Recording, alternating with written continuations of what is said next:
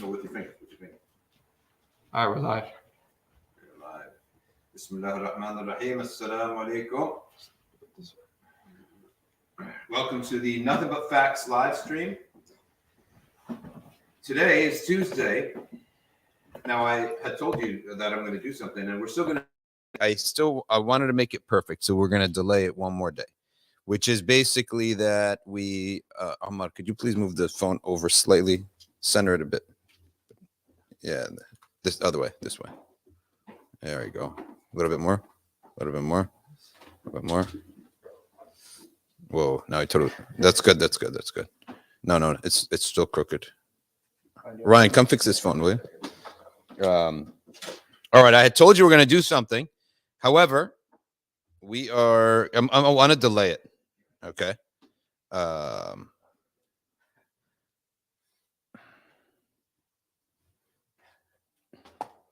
Because I wanted to make sure that this thing is a bit slanted too. We need to make it straight, as much straight as the whole tripod is slanted. Yeah. The whole thing. Lift the whole thing with your hands and then put it in the middle. Make it as straight as possible.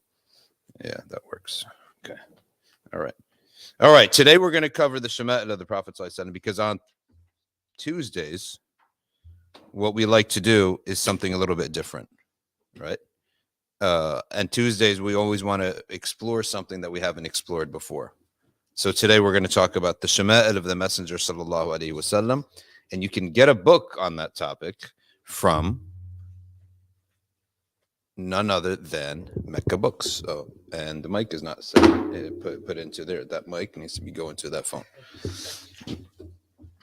Okay. So next is that we want to talk about, as we said, the Shama'il of the Prophet today. And we have two guests. We got Ammar and we got Suhaib.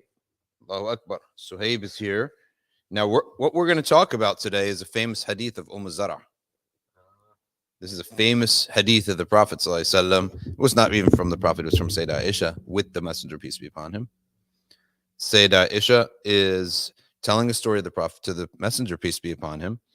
And in this time that the Prophet used to sit with her every night. So his sunnah, the Prophet's sunnah with his wives, is something called musamara. Musamara is the concept that the Prophet is sitting with your spouse at the end of the night, after Isha. So the Prophet used to only do a limited number of things after Isha. Well, there's a practical reason and there's a spiritual reason. So it is part of our deen that after Isha be limited the things that we do. It's not like makruh or haram, but the Prophet used to only do either teach if people needed to learn, or he used to deal with the affairs of the ummah with Abu Bakr and Umar, or he used to sit with his wives. Okay. And so that's what the Messenger, peace be upon him, used to do. And well, if you think about it, that's also what the Messenger used to do all the time, right? So when they limited to that, like, what else was the Prophet doing? What could you do at night? You can't even do anything at night, right? So, but there is also hadith that bring your children in when it gets dark. Another mention of that, the dark is for the shayateen. The shayateen come out in the dark. So we're actually not encouraged to spend a lot of time up late at night. In Tarim, they always go home after Maghrib, right? In Tarim? I don't know what their actual lifestyle is, but the students of knowledge, they review between Maghrib and Isha. After Isha, they have a few minutes. It's almost like Musamara. Well, when I was there, that was like 20 years ago, 22 years ago when I was there. So you'd have to ask someone who'd been more there, more recently. But when I was there, there was a juice shop. And what you would do is after Isha, you would just have some juice for maybe 20, 30 minutes with the brothers there, and then you'd go to sleep, right? There wasn't much activity, and they didn't allow much. There wasn't much to do. Even if you left the building, what was there to do? Right. So I think that today people don't really do much after Isha besides scroll on their phone. And that's a really terrible habit for your sleep. I've talked to a lot of people that their sleep habits are just in a disaster because of the cell phone, right? And because of the computers. They're just on it all night. And but the Prophet's habit, sallallahu alaihi wasallam, was to sit with his wives and they would talk. So one of these things is that he would listen. Right? He would just listen to whatever they wanted to speak about, and it wasn't always a matter of seriousness or deen. And this hadith indicates that, because it's actually pretty funny that this Zara talks about this hadith of Zara. Sayyidah Aisha tells the Prophet a story. And this story is about, a woman, or 11 women and their husbands. Okay. Each one, I guess this is like they're sitting complaining about their husband. Now, by the way, this is like, I guess this happened, but it's not halal. It's not allowed for a woman to go complaining about her husband to other men, unless she needs it for like therapy. It's also not allowed for a man to talk about his wife to other women, right? To other men, even his brothers. You can't say like, "Oh, my wife went this and she wears this and did that." That's her, like a aura in a sense. Her privacy is like a aura. You're not allowed to do this. So Zara says, my husband was Abu Zara, and how can I praise Abu Zara? He made my ears bow with jewels. In other words, the earrings that she wore were so heavy. Okay. He made my sides, full of fat. In other words, like her ribs don't show anymore because she's not skinny. She has food. So he's a provider.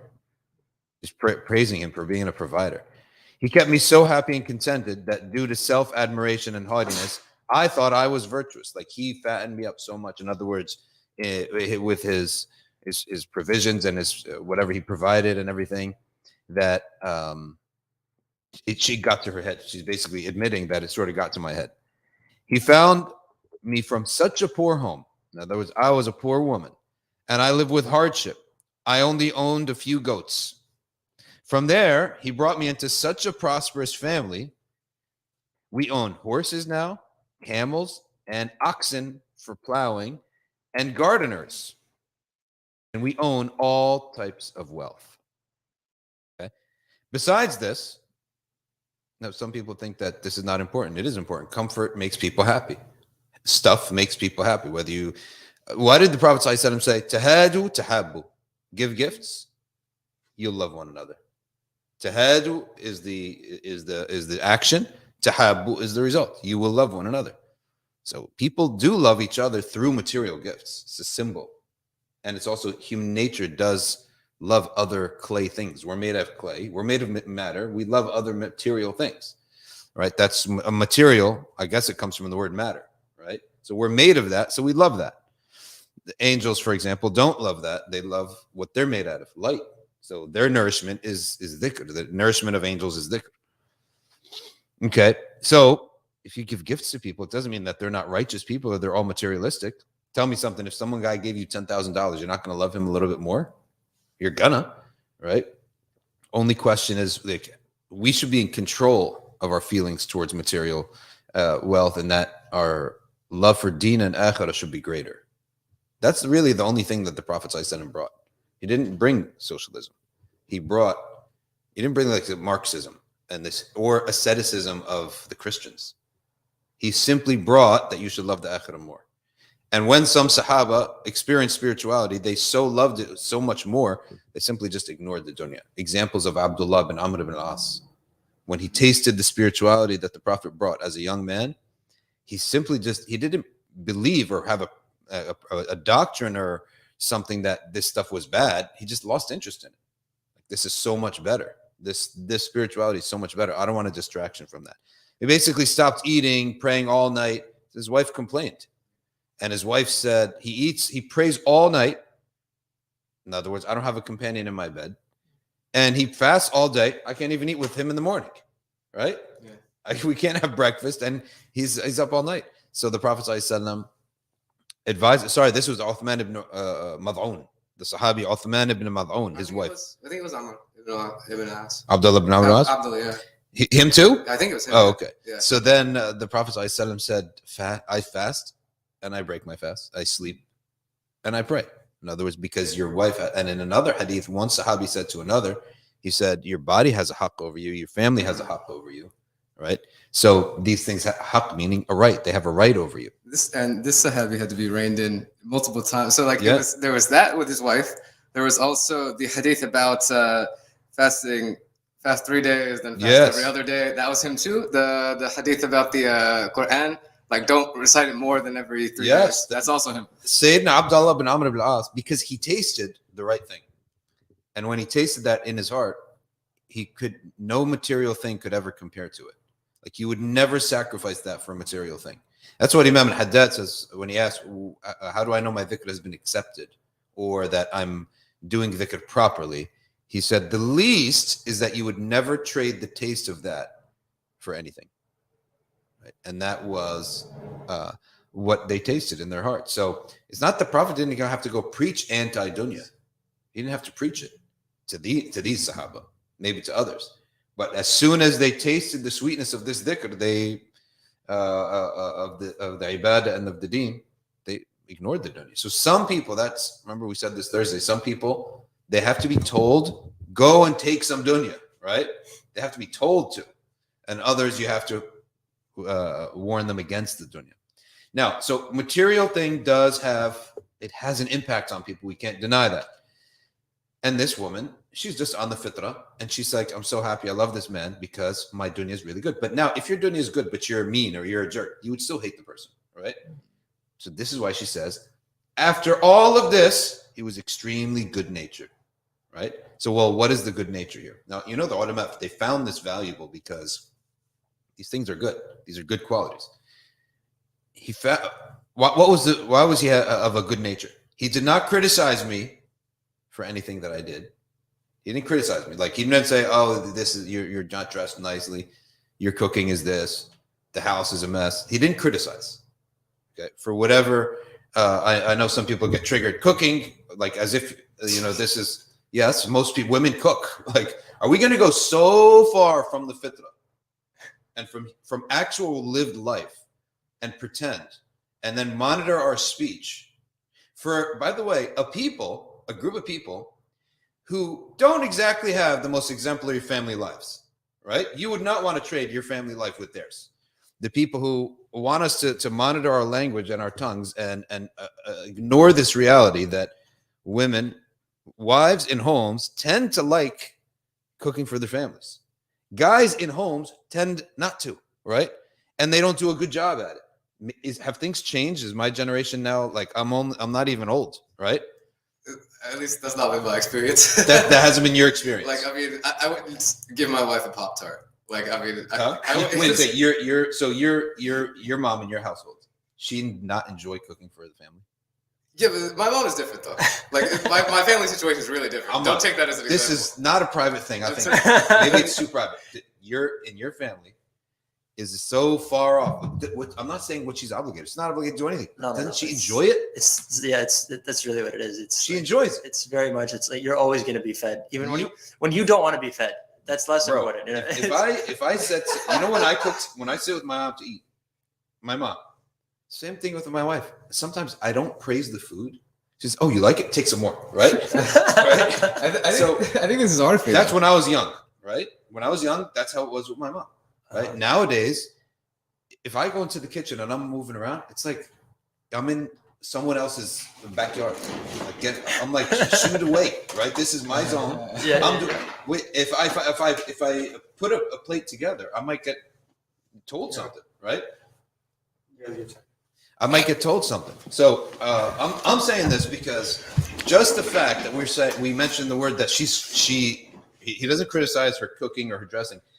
We can't go so far from the fitrah and actual lived life that cooking and wives and women cannot even come together. What's wrong with it, right? What's bad about it, right? We're not saying it's obligatory or it's the only thing that defines their existence, right? We're not saying any of this nonsense. Anyway, the people who are criticizing this, I don't know about your family life, and I probably wouldn't want to live it, right? Because is there even a family life, right? Most of the people who preach this stuff, they're single, right? Mm-hmm. They're single. So I'm not interested in what you have to say about the subject because you haven't lived it.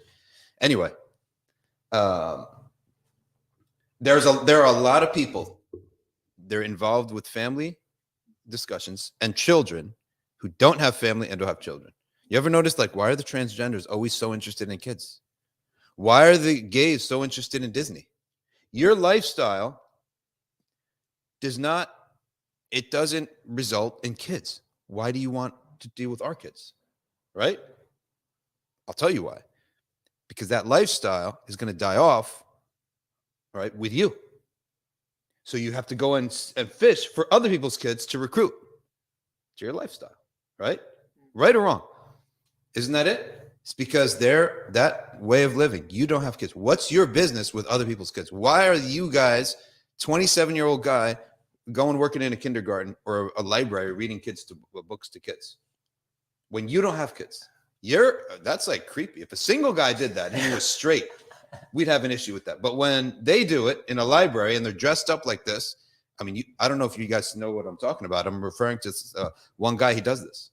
There's a lot of guys who do this. They dress up basically as completely like drag queens, basically, and they go to the library, and the library welcomes him for diversity, and he's reading a book on this topic to kids.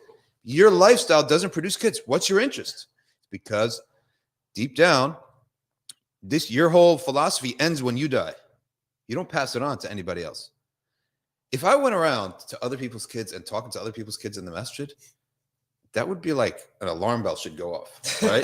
I talk to my kids, and maybe if my kid has a friend, I'll talk to that kid. And maybe if I know them as family friend, the max, assalamu alaikum, and a little nice jacket, nice shirt, haven't seen you, blah, blah, blah. Maximum, out loud, in front of the people, right? Stay away from other people's kids. These libraries invite niqabis who like to cook to. That's true, right? That's true. Like where's the diversity, right? Why is diversity only like one thing? So anyway, all this was a little rant because there's like triggered if cooking is mentioned with wives and women. Okay, I'm sorry you're triggered. Actually, I'm not sorry you're triggered. Be triggered. Okay. I'm serious. We are getting, our language is so policed, so far beyond normal everyday lived life and fitrah that, you know what, I don't need to do this. I don't need to. I'm not doing it. I'm not allowing my language to be policed like this. You don't like it, don't like it. All right, next topic. He says here, okay, that they had so much wealth. He was good natured. He never criticized anything. And if I did something wrong, he didn't scold me. Okay, he didn't scold me.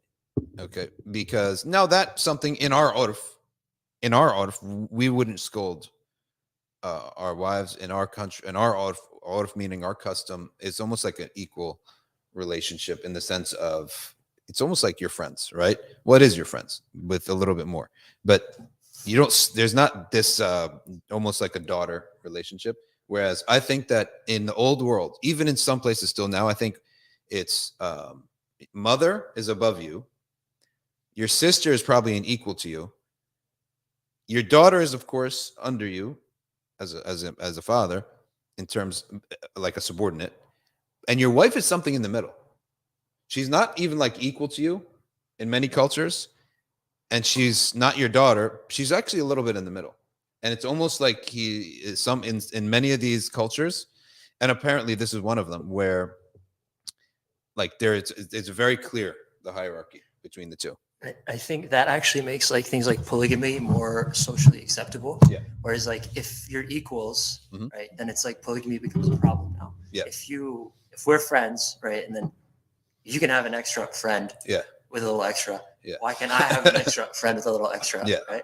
Yeah. So I mean, it doesn't fly. Power dynamics are different in every culture. Yeah. And I think the relationship in those cultures or at those times was more of benefaction and patronage than it was. Like, Totally. you know, Totally. You're saving them. Yeah, exactly. If your dad died in an old culture, who do you have? An uncle, a brother? So the husband now he's taking over physically. Now I've said this many times. We have no use anymore as husbands. It's true. Like our use has been cut down to like all abstract things: companionship, emotional support, a little bit of like moral support, help out with a little bit of things here and there. But the actual use that of, let's say, the actual function in our physical material lives has been lost. And that's why it's frustrating. Like you're not that useful. She can go on without you. This is the truth. Physically speaking, maybe not emotionally, and she likes you. Emotionally, she likes you or as companionship, but physically speaking, most women, they just go on, right? And that's why there's an issue with marriage. That's why marriages, a lot of times they just don't work because there's actually no need to make it work. Whereas in the past, if there's meat on the table, I either hunted that, slaughtered it, right? In the old days. That's something that you wouldn't want to do, right? If you the wife would not want to do that. She wouldn't maybe be able to do that. Go out in the woods for 5 hours with my bow and arrow, waiting for the deer, right? That's another thing you're gonna get canceled for. What, eating a deer? No, they have to be out there with the bow now. So back in or slaughtering a cow. Do you know what a headache it is to slaughter a cow? Even the guys, they don't do it right anymore. Do you ever see the video in Egypt when they tried to slaughter the cow? When they pull the legs? Well, they tried to slaughter a cow in an alley next to a window, right? And they go up to the cow and they try to slaughter the guy. And the cow bucks and he jumps into the woman's house. He jumps into the woman's house, right? All you hear is glass and screaming. That's all you hear. Literally, the cow is half slaughtered, right? He jumps into the house, right? Into the window. And back in those days, or not back in those days, this was last year, last Ramadan, or Eid al-Adha. In Upper Egypt, south part of Egypt, the house is just the window is just a wooden panel. You've seen these before, right? It's just a wooden panel. He breaks through the wooden panels. He's bleeding, gushing into the living room, right? And the poor woman is screaming her lights out, right? And the cow, because he's being slaughtered, right? He jumps. An amazing jump into the house. The cow jumped over the moon. The cow jumped over the moon. Okay. This is the real thing. He jumps into the house, and all you hear is the woman screaming, kids running like crazy. And it must be so fun for the kids, right? And then you hear the furniture, right? They destroyed the whole house because that cow is bleeding everywhere. He's going to bleed out eventually, right? But that's going to be blood everywhere. Okay. So it's a headache to slaughter a cow. All right. So what use do we have? Okay. Physically speaking. Maliki Click said he brought down a buck 8 years ago with a Wow. bow. With a bow and arrow, he brought down a buck? Took him 3 days of tracking and setting up for the kill. Yeah, that's crazy. Yeah, I used to sell the scents and everything. Most of the women, they don't even want to deal with the scents. You got bottled urine everywhere. Oh, it's a mess, man. It is a mess. And then all that stuff about security. Like we have such secure borders now. Back in the day, you didn't have secure borders. Crime was so easy back in the day. Before the FBI and before fingerprinting and all that stuff and all the technology that came in the time of J. Edgar Hoover. And now with DNA testing, you can't get away with anything. And now with the tracking, how do you get away with anything? You have to be a nerd who does cyber crimes, right? You can't get away with anything. Everything's recorded. You're tracked. Is that like an old school criminal? Yeah, it's terrible. The good old days. In the good old days, mafia used to get away with murder just so easily. Okay. And the cops would never keep up. There were guys, really simple. You kill a guy, you throw the gun in the river. You're never going to find it. The cop will never find it, right? And I'm thinking to myself, that's it? That's all it took back in the day? Even if they found the gun, they can't fingerprint it. So things were not secure. You had to have security, right? So what did we talk about security and food. That used to be a guy's job, and it's not anymore. So when I come home from work, my wife comes home from work, I think to myself, she works in the Islamic school, okay? So I know what that kind of work is. In a sense, you're dealing with people all day long. Very similar to what we're doing here. Actually, this is way more relaxed. I don't know how she tolerates. Parents, they become different people. Yeah. When you deal with people's kids, they're different. Like if I ever dealt with your kid, you'd be different. You'd be like way more cautious. I'm annoyed by those parents. You know what my dad used to do? When he used to take me to a teacher, to a soccer coach, he said, here it is. The skin is yours, the bone is mine. That's what he used to say. That was the old thing, right? That means there would never be a time that I would be able to get my parents to side with me against the authority figure. Yes. Oh my God. That would never happen, right? It's 100% my experience as well. It would never, ever, ever, ever happen, right? I don't care what happens. The authority figure is going to be, I guess authority figures got so abusive now that people don't trust anyone anymore. I guess that's what Yeah. happened. People just have a problem with authority nowadays, period. Yeah, It's authority. just- Period. I it's- think that's what it is. It's hierarchies, social hierarchies, Yeah. you know, like work-based hierarchies. Why are certain people making more than everyone else? Yeah. Economic hierarchies. Yeah. They go on and they whine and whine and whine, and I'm thinking to myself, man, some of these people, they really become a different creature when it comes to their kids. Okay, so but anyway, point being, when we come home, I'm thinking to myself, like physically speaking, we physically did the same thing. She's as tired as I am. Whereas back in that time, if you went out and you farmed all day or you went trading all day, you physically did not have the same day as your wife. Things were different, right? So today, it's pretty much physically, you had the same exact level of tiredness, all right? Unless she doesn't work. Okay, now, next thing. And even today, when a woman didn't work in the past, like she had neighbors, right? Yeah. There's plenty of socialization. If you're in the suburbs today and you don't do anything, right, and your kids are at school, I always wonder, like, what you can potentially get really lonely, potentially, right? Yeah. It's very different. Anyway, here we go. Next thing she does. I sleep until late in the morning. There we go. That's the answer, right? What do they do? This is what Zara says. I sleep late into the morning and no one is allowed to wake me up. Wow. That's why she loves her husband, right? I would love him too if I lived like this. I got money. I got food. No one says a word to me and I sleep all day. Okay. Food is so abundant that when I fill my own stomach, okay, I just leave it. Okay. And it never gets finished, right? There's always leftovers. Okay. That is Zara talking about Abu Zara. Now, the mother of Abu Zara, the mother-in-law. All right. Here we have discussion about the mother-in-law. In what manner can I praise her? Her huge bowls were always full. In other words, she's a very spacious mother-in-law, a very generous mother-in-law. Many mother-in-laws, I don't know what happens to them. They get jealous for their kid. Okay. I mean, I'm not a mother-in-law, so I wouldn't know. Her house was very spacious. The house is vast. She was very rich. And according to the habit of women, all right, she was not a miser. So she was a nice, gentle mother-in-law. That's why the son is nice and gentle too. By the vastness of the house, all right, visitors were always entertained. So that means we have company. There's sometimes you could be rich, you could be a nice guy, but you could be a bore. You have no friends. And the family life is terrible. Ryan, were you going to say something, by the way? Okay. It looks like you had your finger on the button.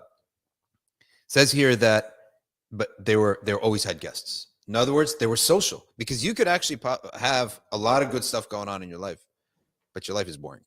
The family's just really, really boring. And by the way, those people who create the stable environment, they tend to that. They tend not to be. Now, I guess there could be in the middle people who are very stable but also social at the same time. All right, let's continue on. He says here, or she says, now the son of Abu Zara. So she married this man and he had a son. How can I praise him? He was a light upon light. He was so thin and skinny, okay, that his ribs would show like branches. Okay. A side of a lamb was enough to fill his stomach. That means he barely ate. Okay. He ate from a small plate and he was not demanding. Because stepson relationship is a relationship, by the way. The stepmother is a type of mother. And the stepson is a type of son. It's not the same as the biological, but in the Sharia and in what we consider, it is a type of mother. You have to respect her. Yes, she's not your biological mother, but you have to respect her. She's not a regular old woman. Likewise, the stepson, she's not a regular person. There's a relationship. You cannot marry. Therefore, there's a special relationship there, even in respect. Not just that you can't marry. In respect, in treatment, in love. There should be a special relationship there between step parents and stepchildren. It says here, he was very simple in his eating habits. In other words, his eating habits, neither did he eat so much that the house is never filled. Do you ever have like families where the fridge is just backspaced deleted every day. It's like you put the food in and it's deleted. There is a family there. I had four boys. My best friends were four boys, right? There was the mom and the grandma. And that fridge, when it would get stocked, it would be literally empty by half the day, right? It was an army. And it was the mom and the grandma, may Allah have mercy upon her, right? The mom is still alive. I think the grandmother's still alive too. But subhanAllah, when each one of the guys would bring their friends over because they had no sisters. So all the guys could go there and not worry about anyone wearing hijab, right? All you had to worry about is just the mom and the grandma. And the grandma was older, so she would just hug us, everything. She's older. She's allowed to do that. They was like cooking for an army. It was like a restaurant. Vats of food. Vats, right? And they would say, what is this? An army, right? Because each one of the brothers would bring his friends over in the summertime, and we would it was a frat house, right? With all the good connotations. I don't know if there are any good connotations, but meaning that it was a guy's house. The dad would come home from work, look at this scene of all these kids, and just go straight upstairs. He would every day do the same thing. He'd take a nap. He'd come down, he worked in New York, hour and a half commute, work New York, hour and a half back. Okay. Come down in his PJs basically, have his dinner, then go back upstairs, then change again. Okay. Sit down for tea and then go down to the masjid for Isha. Hang out with the brothers there in the masjid for Isha, listen to a talk or something, come back, sit again on the couch with his wife and his mom. And then that was it. But when we were there, we literally took over the house because it was the only house that we could go to. And there was no girls, right? Yeah. No sisters that we had to worry about. So we would just tear up the food in that house. But she's saying now he was not demanding. Okay. He was not demanding in his eating habits. So then she said, he slept in a small place. In other words, he's not demanding in his space. He doesn't take over the house. Like some people, they take over the house. It's like their stuff is everywhere. No, he only kept a small part of the house. All right. He ate like a soldier, meaning he didn't require spices. And I know some guys, they used to tell me, we don't ever eat leftovers. I was like, what? I don't know about your guys' family, but we would cook, let's say, and that food would be maybe 2-3 days. Then we'd cook something else. We'd eat that for 2-3 days. I think that's how all households operate. You don't cook every single day. But this one Egyptian guy, I know, he says, in our house, we don't eat leftovers. It's like, what are you, kings or something? Allah, this is bizarre. Okay, next. In the same manner, he ate simple food, but befitting a warrior, 2 or 3 pieces of meat was enough. Now, the daughter of Abu Zara, how can she be praised? Now, she has a stepdaughter, too. Now, you got a stepmom, or a mother-in-law, a stepdaughter, a stepson. This is a recipe for problems. But she's so happy. Why? Because the character of this family. All right, what about her? She obeys her mother and her father. So there's another wife, right? She's a good daughter. She obeys her mother and her father, right? That's another word I guess you're supposed to never say. Obey, obey. Yeah. Well, tough luck. She obeys her mother. I like kids who obey their parents, personally speaking. If I say you need to sleep at 9 o'clock, there's a reason I said that, right?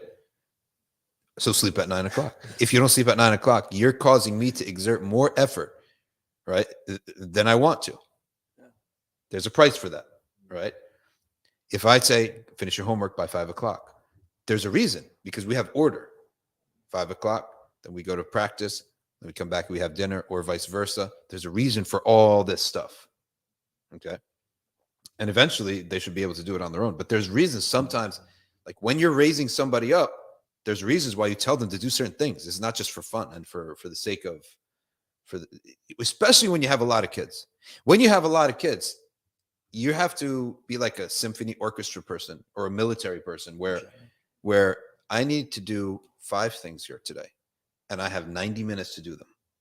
If one of these kids is delayed 5 minutes, it throws the whole thing off, which means I'm not going to be to the masjid on time, which means the students are going to be waiting. Okay. So I need 5 things to get done in 90 minutes.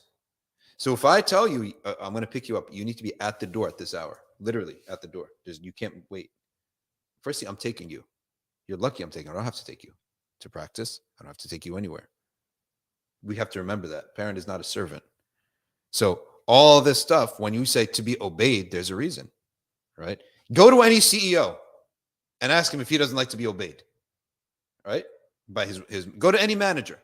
They might not say that word, but they know it and they want it, right? So sometimes when you give an order, it needs to be followed, and there's no problem in that. Like this is again one of those silly and ridiculous things that were politically correct that we can't say, but in actual real world, go to any institution. Are you telling me that nobody's saying that this is what you have to do to anybody else? Of course, it's ridiculous. Everyone is saying that. From the military to a corporation to a hospital, you have to do this. Your shift is from 5 a.m. To 3 p.m. That's how life is. Why is it when it comes to the household, everything has to be flipped upside down? All right, next thing. She obeys her mother. She is healthy. She's fat and healthy. Fat meaning like she's not skinny, because that back in those days you're always poor, right? Everyone's poor. So to not have your ribs showing was a sign of wealth. Okay, and a jealousy for the second wife. The second wife feels jealous on her excellence. Among the Arabs, it is desirable that a man be thin and tall because it shows he could do things, and it's desirable that a woman have her ribs not show. Of course, this is just talking about like what is healthy in those days. All right, and what about the servant girl of Abu Zara? Now, Abu Zara has a servant girl. She never gossips about her house affairs, because if you have people working in the house, they go and they gossip about what happened in the house. She did not even eat without permission. In other words, she didn't use the food without permission. One time we had a babysitter. MashaAllah, she would feed our kid, right? And we would have trouble. You know how it is feeding a 1-year-old or a 2-year-old. It's like playing games. You got to make sure he eats this much of food, right, for his lunch. This container of food. We came back. Like, actually, we would always have them like downstairs, and then my wife would work upstairs on her dissertation or something, whatever. And we came one day. My wife comes down, and the baby has eaten everything. The container's empty. She's like, "Wow, she's good. She knows how to feed the kid." Next day, same thing. Third day, walks by, sees the lady eating the food. Right? It was a girl, and she was a young girl, and not young, but she's like probably early 20s. She's eating it herself. He's like, "Oh well, if he doesn't eat it, I'll just eat it." She was fired, right? Fired. Okay, next. She never gossiped, and she didn't eat the food of the house without permission. She did not let the house become dirty and untidy. She kept it clean. In other words, she did her job. Okay. And the days were passing wonderfully. Right? Zara is loving her life. One morning, while the milk was being churned, Abu Zara left the house. He found a woman with 2 children playing with pomegranates. Okay? They're playing with pomegranates. Okay. Oh, no. Sorry about that. Not pomegranates. The pomegranate here is in reality that he says either that it is literally playing with pomegranates or breastfeeding. Sorry about that, folks. Okay. Ryan is falling off the chair. Sorry about that, folks. Okay. There's a lot of metaphors. There's a lot of metaphors in this heading. Okay. And I ended up getting divorced. Okay. And he married her instead. Okay. I was divorced because of that. Okay. And the new wife would have a greater regard for him. Like he loved her more. Okay. He divorced me. I married another man, another chief, a chief and a nobleman.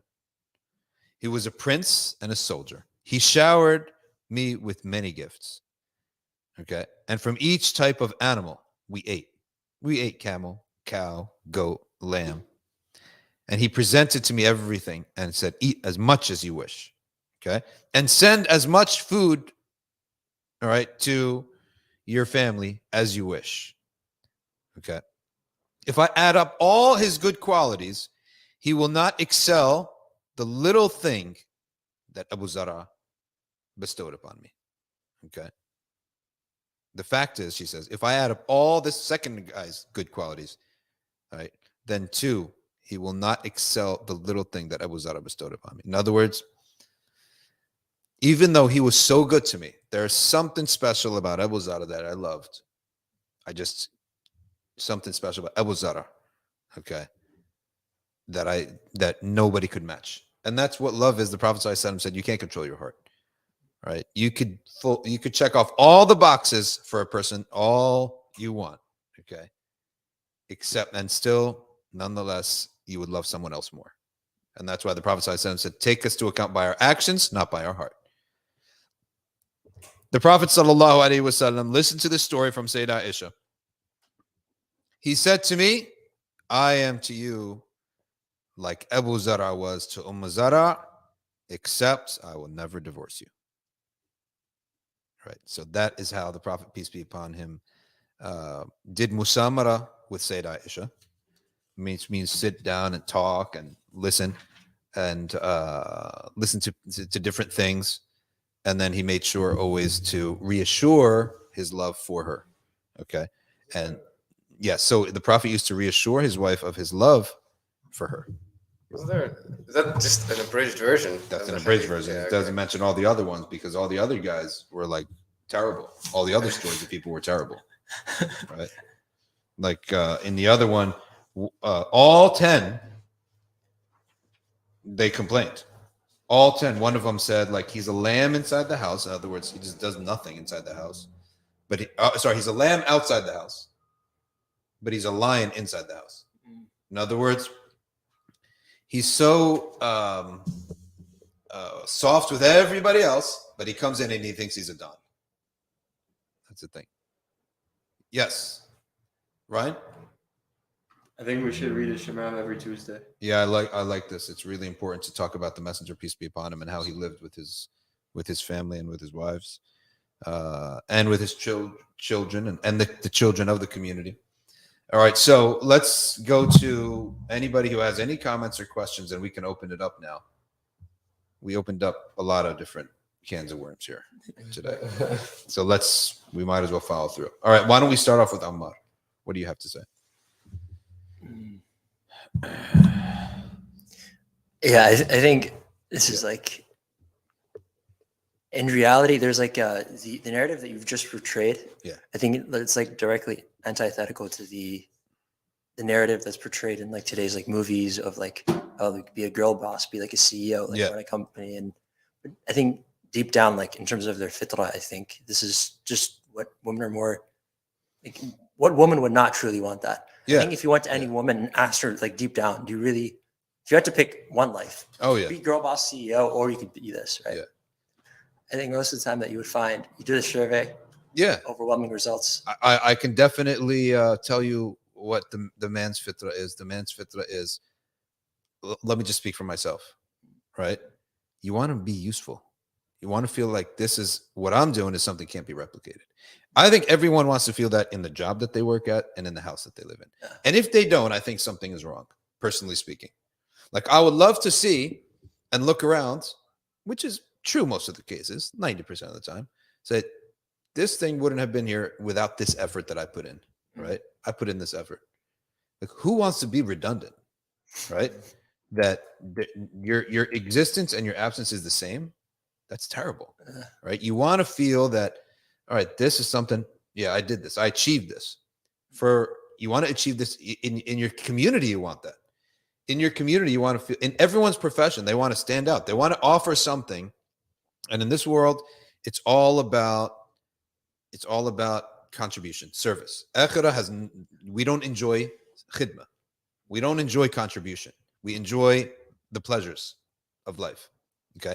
But in this world, the greatest joy is to realize a service that I did. I was able to do something for the people.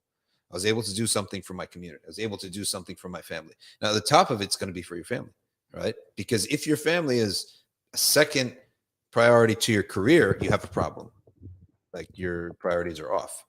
And Sharia can fix that for you by just revelation telling you, you're going to be asked about this. You're not going to be asked about the community. No, Allah's not going to ask me about, did you show up and advise everybody every single day of the week? No, not going to be asked about this. Once or twice a week is enough. Because once you learn something, you have an amana, right? But he is going to ask me, oh, you had all this time with your kid. You never educated them, right? You educated so-and-so. You educated so-and-so. You knew that this eating habit is going to lead to somebody like not being made fun of or being rejected, or that this way of behavior, and you didn't tell your kid this. You never came to him and supported what they were doing so that they could feel a part of your life. You're going to be asked about all this. I'm not going to be asked about the people. I think this is also like this.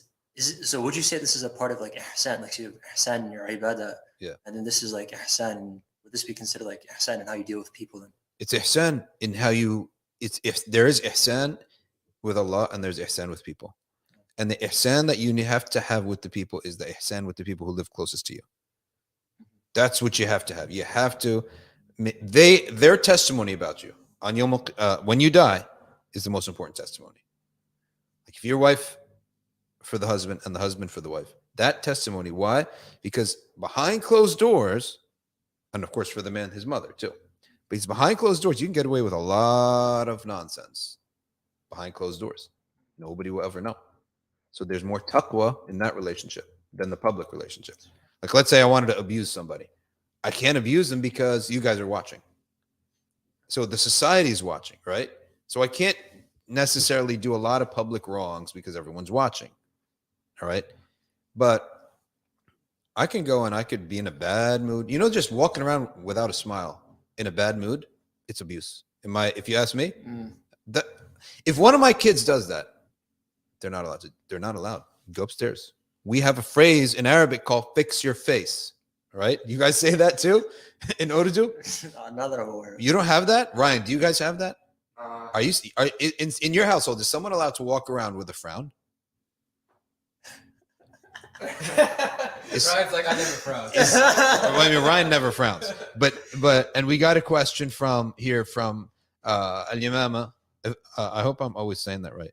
And tell me in your cultures, are you allowed to frown? I don't think in Spanish cultures that's allowed, like Hispanic culture, because they're very much like us, right? Italian culture, no way. You're not allowed to frown in the house. Now, the first thing we're going to ask, are you okay? Oh, yeah. Okay. No, talk to me. Okay. No, there's nothing wrong. Just upset. Okay. If you don't have something to talk about, you're not going to talk to us about it.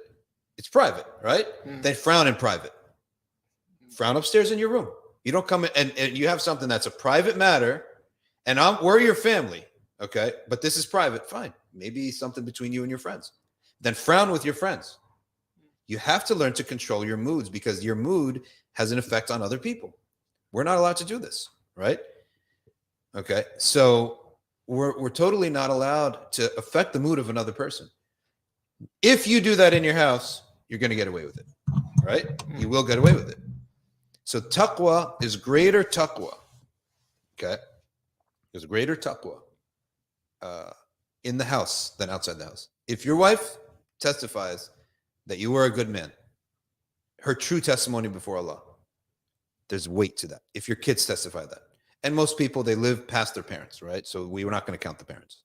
Let's look at what some people say here. Can I anticipate a question? Go ahead. Anticipate. Go ahead. Yeah. So somebody is probably going to ask, because I think in some other class that you've given, they've asked this before anyway. When you're talking about, like, so if you're feeling a certain way and you have to flip that when you're with another group of people. So with your family, you shouldn't be like that. You should, keep those emotions for the context that it's coming from. I agree. So somebody's going to ask, well, how do you reconcile that with like not being hypocritical and not being? It's not hypocritical. It's manners. Hypocrisy for us, hypocrisy is not that you wear many different hats in life and that you smile when you don't want to smile is not hypocrisy. Okay. Hypocrisy has two types for us. Number one, it's worship, it's doing good deeds for other people. That's your hypocrisy with Allah. Hypocrisy with other people is that you preach a message to people and you do the opposite. Let's say we got ArcView here, and then you guys discover that in my household, we don't establish salah, we don't establish fasting, everyone's doing their own thing. You're like, this guy is a hypocrite, right? Hypocrite between humans, in that you're preaching to us to believe in Allah, and you yourself don't act like that, right? You're teaching fard ayn and what's obligatory, how to pray for us, but your kids don't even pray, right? Or you don't establish it in your home. That's a hypocrisy. Or the opposite. I could tell people not to smoke, then I go and I smoke. Or I sell cigarettes. Or I invest in that. That's hypocrisy. But for me to be in a bad mood, but then when a guest, the neighbor comes in, I smile, that's manners. Let's look at Yamama, what she says. She says, if I have to work, pay the bills, cook, clean, care for the kids, do everything under the sun, what is his purpose? And she's 100% right. Look what she says. Work, pay the bills, cook, clean, all right, and care for the kids. Let's say work and pay. Okay, so take these, split it. You can't do all five. You shouldn't do all five. You got to split that. Okay. And if anyone says that there's no gender roles should be very similar to work roles. In a job, if I have to prepare the podcast, the live stream, if I have to then turn the camera on, if I have to then read all the questions, I can't do everything, right? You have to have a team. But Allah subhanahu wa ta'ala has come in with revelation telling us a few guidelines. Men, you're paying. And you're doing the heavy lifting and you're protecting. Three things. Two things. You're paying and you're protecting. Okay? بما أنفقوا من أموالهم قوام على النساء. That means if we're both sitting and there's a reason for somebody to get up, the man gets up. In other words, there's some danger. There's some harm. There's money that needs to be earned. That's what the word qawwam means. The image here, we're both sitting down. One person has to get up for a reason. So he has to get up. Okay. So you go ask somebody if there's a thief. I think I said this yesterday, actually. There's a thief at the door. Who do you expect to go get it? Right? Maham says, Shakal Sidi Karu. What does that mean? Like shakal is like your shakal appearance. Straighten it out. Sidi Karu. Straighten it out. That's really good. That's right. That's really good. Okay. Look at this. Kim says, leave the door open because it isn't yours to close. I love that. There's no locking doors. Closing doors barely. There's no closing doors, right? And locking the door for kids, it's like, what are you doing that's so private? Right? And if you're not changing, change in the bathroom. Right? So in this thing is that people don't know how to raise kids anymore because society is actually promoting the opposite. They're promoting the opposite. Qawwam al-rijal, qawwamun. They're getting up. They're constantly up. They're constantly working, protecting, providing. That is the job of a man. Now, I'm not saying every man is going to be successful at it, and I can totally understand that a man can be poor. And there's nothing wrong with his masculinity if he's poor. But he has to put effort. That's the key. He has to care about it, right? He has to care. There is absolutely nothing wrong if a guy is down and out and his wife is rich. There's nothing wrong with that. But he has to care. That's the key. When I say there's nothing wrong, it means it's going to happen. It's in real life, it's going to happen. I think what people don't realize is like ihsan within itself is just like, even between people, it's a very attractive feature. Yes. Like if a girl sees a man who's on ihsan, whether it be between Allah and then even his like worldly life, she's going to look at them and be like, wow, this is like impressive. You know, like he's on a path and he's trying to achieve something, you know? I would assume that a woman and you know, I can't speak for how they think, but I would assume they would find attractive a guy who's a go-getter, who has a vision, a plan for this life and this family. Like, what's your plan for this family? Like, are we going somewhere? Are you saving up for tuition? Are you saving up for anything? Are we going to have this house forever? Are we going to have a bigger house? Because the Prophet ﷺ did praise a man for expanding the home of his family. Why? Because you want them to be absolutely comfortable at home, and they need space, right? Why? Because if they're not comfortable at home, they're going to get comfort elsewhere. That means they're going to leave the house. So you want to have all the comforts in your own home. Okay. Muna's making dua for everybody here. So may Allah bless this entire team. She says, Ameen. And you too. Is paying and protecting a 1-to-1 ratio of importance? What if someone does one really well? Does that excuse dropping the ball for others? The issue is it's all about the belief, number one, and the effort. You're not going to always be able to control everything, but you have to have the belief and the effort. Okay. The belief that the headache of all these bills, the taxes, the property taxes, the car bills, it's a headache. This is something that is much easier in this day and age to go on a computer than to actually go to the end of the street, carry the water back. That was the old days, right? Carry the water on your back. Go get the wood. I loved the year 2012. You were young, but you experienced it. What was the hurricane called? We had a hurricane here. Sandy. Hurricane Sandy. That was one of my favorite times. It threw us back for 1 week. I think 1 week we were out of power. Yeah. You know what we would do? I would get in the car with my son. Well, we packed the whole family in. And at that time, we were only 4. We pack them all in. No, we were 5. And we would drive around. We have an infant, a baby.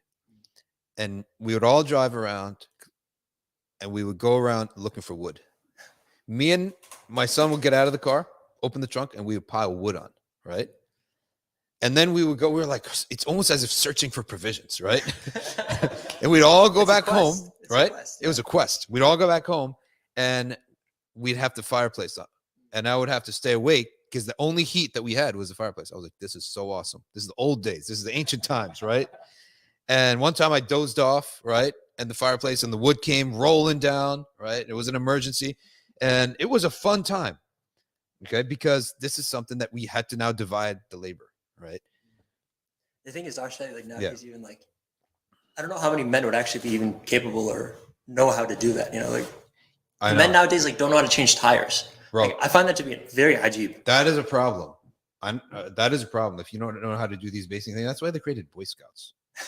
Boy Scouts are created to actually help people do these basic tasks that I don't know what Boy Scouts do now. Aren't Boy Scouts gay now? What's that? Oh, they're all gay. No, they're gender inclusive. Yeah. Okay. No, it's Boy Scouts and Girl Scouts is all. Oh, it's Scouts. just one collapse. It's all Scouts now. Yeah. Co-ed Scouts. ridiculous. Terrible idea. Ridiculous, right? Okay, you're driving with your wife. Okay. I wonder, even like in the secular world, a guy and his girlfriend, he's taking a guy out on a date, a girl out on a date, right? Yeah. And then they get a flat tire on the turnpike at 10 p.m., right? Who's getting up? We have a fight over it. Like she's not a proper feminist unless she's changing the tire. Yeah. It ends with real work, right? So now if he goes and changes the tire, he can feel like, okay, I did something that, you either couldn't or didn't want to do. And I could say couldn't. I can literally tell you. Couldn't. I know when I talk about some of the women in my family, I can tell you couldn't. They cannot do it, right? They could learn if they were single. They could learn. That's stupid. But it's such a headache. It is. I hate it. Yeah. Let's be realistic about these things. I loathe it. I loathe all these things, but you have to do it. So Reed is asking the root word of qawam is qama. Yes, it is. And by the way, sometimes we don't actually understand what guys have become. The video games. Yeah. Right. And we don't understand that feminists exist for a reason. Some guys have they've never taught to be how to be a man. Right. Yeah. And that's what feminism doesn't exist for no reason. Yes, maybe Iblis is involved. But by the way, there's a lot of guys involved in feminism in the old days to make sure that women could go in the workforce so they could tax them. That's true. Right. I read about this. But so there were guys pushing feminism. But point being is that if something bad exists and you don't like it, but I don't think all of the feminist points are terrible. some things may coincide with the Sharia. It's like Because the British were really bad to women. Like the British, you didn't inherit. A daughter doesn't inherit. I don't think a wife inherits. Like they had some rules. There's everything exists for a reason. Usually, if you see something terrible, it's probably because something other terrible, something else was happening in the context. It's just like Marxism. Like Marxism recognizes a real problem that exists. That's true. That people have. Yeah. But it's not the solution itself. It's not the solution. Yeah. So when I look around at some guys, I'm wondering, right? I don't know if you're suitable, right? You're not suitable. You're not suitable. Like you don't even have the belief that you should be doing these things. Qawam is the root of qama. Yes, it is. Qama yaqum. Qawam. So I think that some of the dads have to actually they have to remove things that are superfluous. Certain things are really bad habits. Sleeping in is a really bad habit. Staying up all night to play video games. At a certain age, khalas, that you shouldn't be doing that, right? And it's, oh, you're not up with the times. Why don't we create a trend? Why do we have to look around the hole where society's going and follow? Oh, well, society's not like that anymore. Okay. How did society become the way it is? Because some human being, no different than you and me, wanted that way. And he pushed it and pushed it and pushed it until it changed. Why can't we create a trend? Like, why is it that we're always just like, when it comes to morals and Islam, oh, well, the society is different. Yeah, but why can't we create a trend? Yeah. Why do we have to be followers and sheep? Prophet says, "La takun imma." Okay. It's also like this whole like men improvement thing, like this. They have to go to Jordan Peterson. Yeah, honestly, that stuff is helpful. Like for a lot of these people, that's true. The room is filthy. Yeah. They don't exercise. Right. They sleep in. Yeah. They play video games. They just. What happened to the dads in this world? What happened to them? How do you let your son go out like this? Am I right or wrong? They got shamed. I mean, like shame is a powerful thing. What's that? There's like, so like on the one hand, there's like this whole war against shame. Yeah. Which is like, basically, crusaded by people on this side of the, I guess, social warfare. But like, it's for them, it's always a double standard. Like they're the ones that are allowed to have double standards. So they've like shamed the men into like such a kowtow, such like a genuflection that they don't feel like they're able to do anything. And it's like, it indoctrinates them so well that, it's like the thought doesn't occur to them like that they could do anything or that they should do anything. Yeah. It's also in media as well, right? Like media. Yeah. I mean, that's like the main vector of brainwashing is through like movies, through Netflix. Yeah. When you have like all these men that are like Dayuthi, basically, in the they're totally Dayuths. And like that, and that's the role models that you have because that's what you see on the big screen. Then you're going to be like that. Yeah. I the way I look at it is their morals are very subjective, but the Sharia comes and he puts up. We call it in Arabic hasam al-amr. It just puts a line in the sand. You must do this. Yeah. And then there's sunan, the sunnah of the Prophet ﷺ, in the sense that some of it's obligatory, but some of it's recommended. Sunnah meaning the general example, the authority of the Prophet. Some things the Prophet made obligatory upon us, some things not. Then you have a third category, which I think so many people are missing this, which is urf as-salihin. The gray area. How do we make a decision in the gray area? We look at the righteous people. How do the righteous live? If it's a gray area, there's no comment in Sharia or Sunnah. It's a complete judgment call. Well, we say, what do the Salihin do? What do the righteous people do? Because they know the religion, and they're all many people. So what their gut instinct comes to, that's what's good, right? That's what we should go. It's not law. That's where we should go. All right, Ryan, what do you got? We got a lot of questions. All right, speak. Sunshine says, is it permissible for a guy to ask his wife to work if they do not need money, but just to make her busy? A guy wants to make his wife busy. He's not allowed to go and ask her to work. No. To work like what? Buy sewing machines. To work like what? To go and mingle with some other guys or... Like he wants her to do that? Like work what? Wait, making money for another guy. A warehouse job, maybe. Yeah, for Bezos, he's commanding his wife for Big Jeff to work. to go and make money for another guy? Why? What is wrong with you? Right? Start a business, right? Yeah. No, by Sharia, you're not allowed. Make a to- book club, like start like a like a tea circle, like a bridge circle. Like so many things that you could do. It's Yeah. You can only advise at certain point. Certain things you can only advise. Let's say a guy marries a woman. Okay. We're not making fun of a woman here, but just giving an example. Like Zara. Okay. She wants to sleep until 11 a.m. every single day. Then she wants to get up. And by the time she's actually awake and living, it's 12:30. And then she's going to do a jog. And then she's going to do something else. And by the time it's like 3-4 p.m., she still essentially contributed nothing to existence of society or of the house, right? Or of the house. Let's say he's rich enough, he has a servant. Or her own, for that matter. Cleaning lady. Or cleaning person. Okay.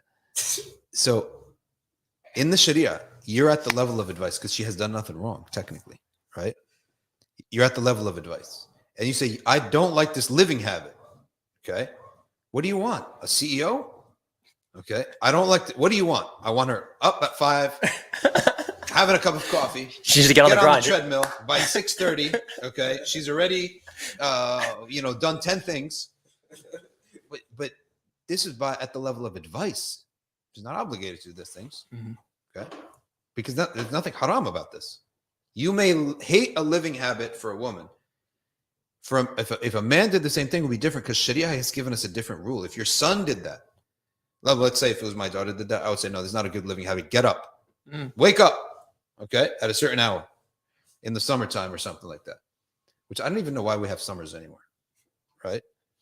I would say shorten the school day, give more days off, and let them go in the summer, right? Like give a lot of 8 breaks. Let the knowledge marinate, right? Give a lot of breaks, shorten the school day, let the subjects matter, and decrease homework, and make it 180 days of school, spread out, shortened, less subjects matters per day. I think all these parents here, we're all suffering. I come home, there's practice, there's some activity, there's hifz. We come home. What's next? Okay, eat dinner. Okay, what's next? Oh, I got homework. It's 8 p.m. What do you mean you have homework? I didn't start my homework yet. Okay, what do you have, a ditto? Right? No. The computer has to come out. Right? Oh, let's check Schoology. This is the new thing. All right? Schoology. What is Check this Schoology. And what's on? Oh, I have 5 assignments. 5 assignments at 8 p.m.? Yeah, when does it due? 11:59 p.m. It's Wednesday, right?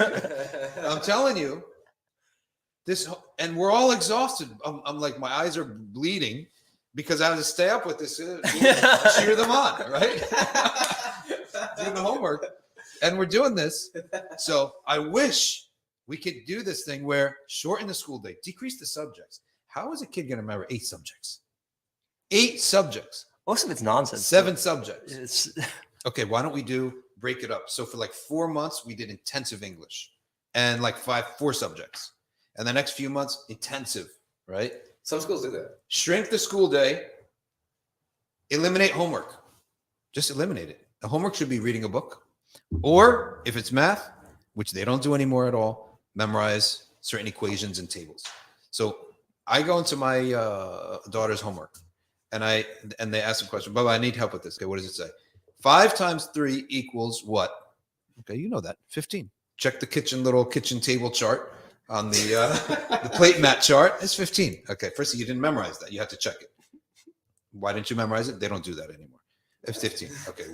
Next question. Why? Explain why. What do you mean explain why? It's 5 times 3 15. Oh, what law is in effect when 5 times 3 is 15 and 3 times 5 is 15? What law is in effect? The cumulative, the associative. Yeah. Like, so they don't memorize the facts, but what they do is they go abstract right away. that's not even actual abstract though. Like Not even as a math major, like I can tell you, like it's like that Y is basically nonsense. Yeah. Like this goes into like group theory, and like you have a certain set of numbers that have operations, 2 operations that you can do on them: addition and multiplication. subtraction is negative addition, and multiplication and division is negative inverse multiplication. Yeah. It's like nonsense basically. You don't need to learn why. It's just how it is. So, but anyway, they go abstract, but they don't do the actual times table. So I would say the homework should be reading. So English is a wonderful subject. English and history and a lot of science could all be one class in many ways, right? Yeah. So, you know, I have no say in the world's education system, but that's how I would do it. There are some schools that do that. This is private Yeah. schools. A lot of the Christian schools do that. When is it too late to correct the course of children? If you're good at persuasion and negotiation, if you're good, it's never too late. By negotiations, deals, make deals. Everyone wants something or fears something, right? Fear at some point is a negative. So people want something. So you can make deals. You want this? It's a deal. Since I can't tell you what to do anymore, you're such a big boy, right? Then I don't have to do a lot of things for you either, right? So let's make a deal. Like an adult. I'll treat you like an adult. If you want this, then you're going to give me this. Allah, wallahu alam, to be honest. Kim is asking about the tawassul dua. We'll say it before we leave. Abby KM says, if possible, can you do a little later? The jama'ah for dhuhr is at 1:30. Yeah, they want it later, but subhanallah, it's just if the day is dead if we started later and we go into 4. So like if we stop at 3:30, let's say, or sometimes 3, we still got a couple hours before our night session, because me and Ryan we have a night session in the masjid, right? And he has one here for the food kitchen. So we need that few hours to do other things and to set up. What does bijah nabi sallallahu alaihi wasallam mean? Bijah nabi is tawassul by the that of the Prophet, by the person of the Prophet.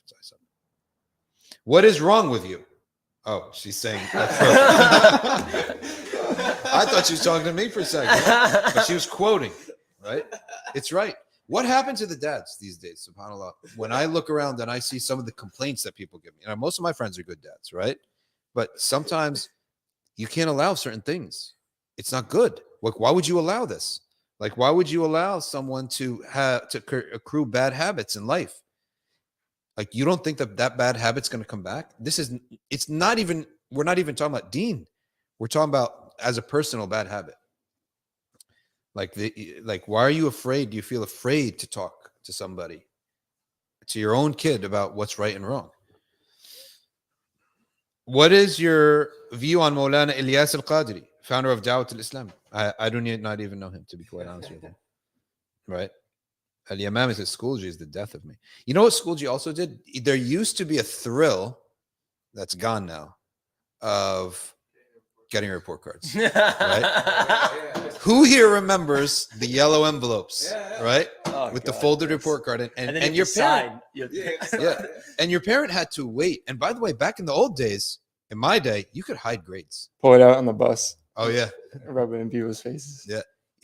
Back in the day, you can hide grades. I feel bad for my kid, for example. He can't hide his grades. I log in and look at the exam grade that he had, right? In my day, let's say you had a bump in the road and you hit, I got a 70. I got 83 on an exam or a 78 on an exam. But I'm pretty much going to hit the B plus A minus average. I'm not going to talk about that 73, right? We'll just put that on the side there. How did you do on the exam? Oh, I did well, right? Alhamdulillah. Right, yeah, alhamdulillah. And some people, they learn about tawriya earlier than others. Tawriya is to say something that's true, but you know the other person is going to misunderstand it. What'd you get on the exam? I got an 86. At one point in life, I got an 86 on an exam, right? In the old days, if you got a what they call a progress report that was bad, like if you got a C on anything, or you misbehaved in middle school, you got a progress report. What was the max this school required? Give this paper to your parent. They have to sign it. Yeah. Oh, that's really like secure, right? I signed all those things, right? I'm not encouraging people to cheat. I'm just saying that we just signed all that stuff. And high school, they didn't even require that. So you just get the mail first. I created a thing and I never even got, at a certain point, you just grow up, right? I think it was 8th grade. I said, this stuff is stupid. Just grow up. End of 8th grade. 9th grade was like smooth sailing from then on. There's no such thing as getting C's. Talking in class is stupid. You're khalas, you're an adult, right? So that stuff where the bad years were 6th grade, 7th grade, 8th grade, right? It was just bad years. If I would look back, that was bad years. After that, you just sort of grew up and you studied. But in those years, and I was around some bad kids, we got progress reports, right? If you just intercepted it, okay, that's all that was. There was nothing like you have to sign it back, because how is the public school going to manage hundreds of kids? They're not going to manage that. And then what is it? How is the teacher going to know about the signatures too? And at some point, they even stopped doing parent-teacher night back. You know that parent night back. Yes. And goes to the school. But I feel bad for these kids. I know the grades right away. There's no such thing as like, oh, I made a mistake, I can actually make up for it later on. It's like they have no privacy in the sense that at some point, how are they going to learn responsibility if everything about their life is transparent, right? Now, it's not to encourage lying, but it's to learn a little bit of responsibility. Anyway, what is a better dua for tawbah? In Allahumma anta rabbi la ilaha anta, Sayyid al-Istighfar, or the dua of Sayyidina Yunus? Dua of Sayyidina Yunus is for desperation. Dua of and tawbah, but dua Sayyid al-Istighfar for daily use. But you can't say which one's better. They're all amazing. What does Shay' lillah mean? Shay' lillah, something for, give us something for Allah, right? Give us something, whether it's a dua, a dawah, give us something for Allah. Cozy Chloe talks about homeschooling. I'm not really much into education except for a couple of things. Number one, I want them to be around Muslims. By the way, we Malikiya have fatawa about this because the French came in and they established schools and the Muslims went in and got corrupted in their heads. The fatwa is that you're not allowed. And Murabbas al-Hajj, it reissued the fatwa of it's the prohibition of submitting your kids to a kafir. Be under their supervision for that long, right? They actually forbade it. It's a fatwa. It's not a ruling on this. It's a fatwa. But I would say I want to be with Muslims, but the school has to be clean. As for the academics, we could fix that at home. All right? Get a tutor, read a bunch of books. That's how kids get smart. Do your homework, right? But school has to be a place where they don't get depressed. Because some Islamic schools, they're depressing buildings. Yeah. Like I would not want to be there myself, okay, for a long period of time. How do you get rid of tightness of chest? Much salah on the Messenger, peace be upon him. 110%. As-salah ala nabi sallallahu alaihi wasallam. How much of culture would a parent expect their children to pick up? Enough that the general community would not think they're weird, right? And I'm not making fun of the brother, but you guys were making fun of a guy who didn't know that I think Michael Jordan's number was 23. Whoa. I would make fun of the guy, right? But I saw the guys at the Jummah lunch after Jummah making fun of one of the brothers because he didn't know that Michael Jordan's number was 23. I don't know that. Right? You didn't know that? I didn't know that. Or yeah. So I don't know. He may not have known something basic about Michael Jordan. So you wouldn't want your kids to be in a setting where they're something that's everyone of the good Muslims would consider normal knowledge, basic knowledge, and you get laughed at. Not Michael Jordan number is not the big deal, but certain things like that relate to geography, that relate to politics, that relate to pop culture, to me is a waste of time. But even that, why do you need to be aware of that? Because there's harms there. If there's harm there, you need to be aware of that, right? So you have to have some clue about something, right? Or else you're going to be an incompetent parent, right? You need to have a clue. Ryan, what you got? Is it correct to say that storytelling of the Prophet ﷺ, his wives, that this is an exception? Would this be considered backbiting if women were to do that with their husbands now? So is it backbiting if women did that with their husbands now? I think that the story of Zara had become like a tale. I don't know what the truth of it is or not, if it was a tale or if it was truth. So it would definitely be backbiting if a woman came to her husband, or it was an ancient tale, or it was true, but it was ancient. So these are not people that live today. Okay. So from that respect, it wouldn't have been backbiting, even if it was a true story. But it would 100% be backbiting if a woman came and spilled all the news of what the husbands are doing with the wives. Yeah. That would be totally haram. I think the question is referring to part of this as well as like, a lot of the hadith about the Prophet ﷺ's life at home comes from his wives. Right? So I think the question is like, why would that not be considered backbiting? I think that's The knowledge of what the Prophet did with his wives, because everything that the Prophet ﷺ does is huda. So what the wives of the Prophet transmit about the Prophet, peace be upon him, is guidance and his knowledge. The Prophet, in a sense, has no personal. Hey, could you hit the thing for the phone? The Prophet ﷺ has no personal, in a sense, all the personal space of the Prophet ﷺ is for us to learn from. Right? So, yeah, the Prophet ﷺ does not have like anything that's just for him in terms of his behavior. Everything is for us to learn from. I have another question. Question, yes. The path of Allah from Medina, they're asking the question, what does a person do if their wife is constantly negative and always has a scowl and raises their voice, and the kids they snap at the kids, all these things. This man is complaining. He's saying that. Why are you guys laughing at the poor guy? Right? He's asking a good question. So you're like, next question. No, I was like, this man is complaining, and I'm about to summarize for the Instagrammers because they can't always hear Ryan. Right? The brother is complaining that his wife, or a hypothetical, is always in a negative mood. She's sour. She's got a scowl look on her face, and she's always snapping at the kids.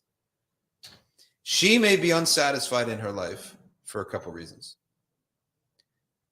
Primarily, I would put maybe there is something in her marital life that she's not satisfied by. Let's put that number one.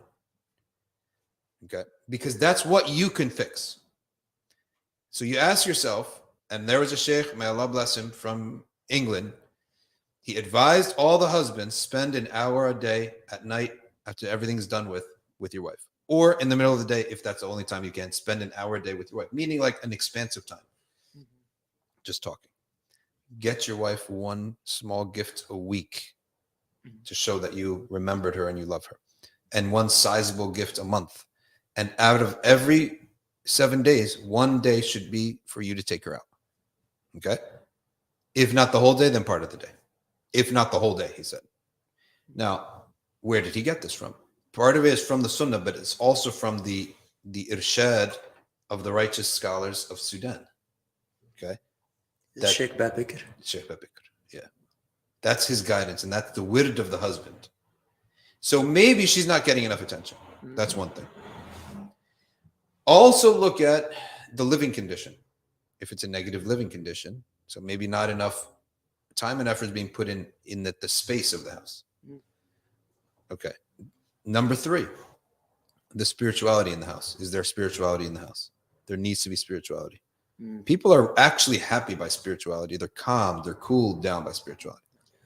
Number 4, look at the company. If you're always in the company of certain people who are extremely, well off, that would make someone feel inferior. That's not good. That's not good, right? Look at now the tasks in the house. Look at the way of living. Is it work from 5 a.m. when the alarms go off, 6 a.m., 6:30 until 11 p.m.? Because many middle-aged people, that's what their life becomes. I wake up, I'm saying hypothetically, person wakes up and they've got to take care of these people now who now live with them, which are called children, right? That we got to serve. You're like in the service business, right? In the first half of the day, first half of the morning. Then you go to work and you work until 5, 6, 7 p.m. And you come back and you have to prepare dinner, and that may take you another hour and a half. Then there's homework, transportation to different things, activities, and then there's mop up. You reach at the end of the day, you had not spent 10 minutes on yourself, right? You had not spent 10 minutes. Forget ibadah. Isn't this the reality of most people in middle-aged life from a 30 to 55 or something? That's how the life is, right? So you're gonna have a reason why people are gonna lash out. This is not a normal way of living. Okay, it's too much. So you got to look at these factors. There's always a reason why people are upset. Now, if someone is a negative-minded person, you can advise them to start looking at things as half full rather than half empty. وَأَمَّا بِنِعْمَةِ رَبِّكَ فَحَدِّثْ, Allah says. Speak about the good things in life. You'll get more of them. Speak about the good things, more things will happen. More good things will happen. Is that what I'm saying? Hypothetical friend. Yeah, hypothetical friend. Ahmad is asking for a friend before we get to Nabila, who said best tips for memorization, which we will get to. Yes, So, and we have continuing the Amar's hypothetical friend series. Yeah, I was gonna say we didn't finish the contact list. Okay. Say there's a husband. okay. He works really hard for his wife to provide, have a good standard of living, Yeah. to match like what her upbringing was. Yeah. Right. But he's working like 5 a.m., 8 p.m. 5 a.m. to 8 p.m. Like, to bring in money. just to bring in the money, and maybe he gets back home and like not. He has like zero time with his wife. Well, that's no good. Right. That's not good. But he does at the same time. He just try to make. He does what like the advice of spending. Even no matter when he comes home, he'll spend at least 1 hour with her. Mm-hmm. He'll have 1 day of the week reserved for her. Okay, that's good. Right. But she still complains that like you're not giving me enough attention. Okay, so Do I know this friend? so he could work a little less then, and then, but she's got to know that that's going to come at a cost. Mm. You can have him home, or you can have a lot of money. Mm. Most of the times, you can't have both. No. Most of the time. Later in life, you can if you're smart and you Yeah, yeah. invested. But if someone thinks that making money means working all the time, well, that's not a smart person to begin with. That is not a smart person, because the smart people find a way to make money without working. It's called saving up, getting investors, even having an investment, having a business, hiring a manager, right? No. On the side. The unintelligent person, no offense to anyone out there, but I'm just saying as a theory, not as what you do in life. What you do in life is different, but as a theory. If you believe that work is the only way to attain wealth, then you're making a mistake. Okay. Work is the first and the bottom of the barrel way to make wealth, to make money. That's the bottom. Then you do that, you save up, but you have to invest that money in a way that is going to make you money back. And you have to have a little bit of creative thought. How am I going to do this? There's always people who want to maybe use your skill in a business, right? Mm-hmm. Where and a manager can run it after a while and just making money on your investment. So, but oftentimes presence and a lot of money in the bank account, a lot of times they do conflict. Mm-hmm. People have to understand that. I really think we should devote at least 15 minutes a week to a segment called Ammar Has a Friend. Oh, Ahmad has a lot of friends that have a lot of hypothetical questions. All right, now to Nabila's questions. Best tip for memorization. Repeat the thing that you're trying to memorize 15 times. Read it 15 times. Then repeat it to yourself 15 times. Like, let's say it's 7 verses of Quran.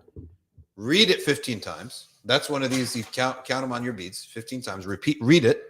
Then close the musaf or cover it with a piece of paper, and then recite it 15 times each. And if you don't know, you check it. That's usually get the job done for 5, 6, 7 verses of Quran. I think some people also on the topic of, I think Sheikh Ismail, he broke it down into like 2 segments. There's like the practical tips, which is what you provided. There's also spiritual preconditions to memorizing.